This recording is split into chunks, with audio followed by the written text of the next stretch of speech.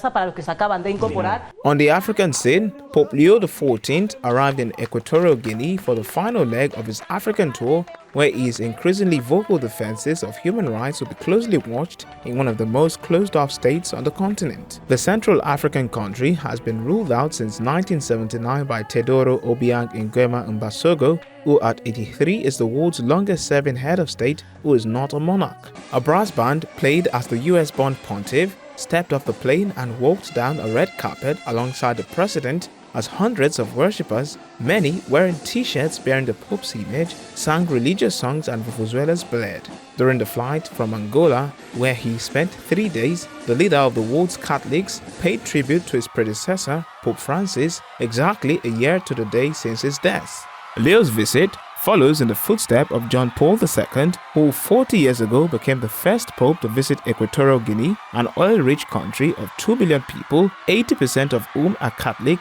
a legacy of Spanish colonization. Throughout his African tour, which began on the 13th of April, the Pope has criticized tyranny and exploitation while promoting peace and social justice, swapping his previously reversed style for a tougher one. All eyes on whether the trend will continue in Equatorial Guinea, where he will be hosted by a government regularly accused of authoritarianism and human rights abuses. Most of the country's opposition figures and independent media, hounded by the authorities, are in exile in Spain.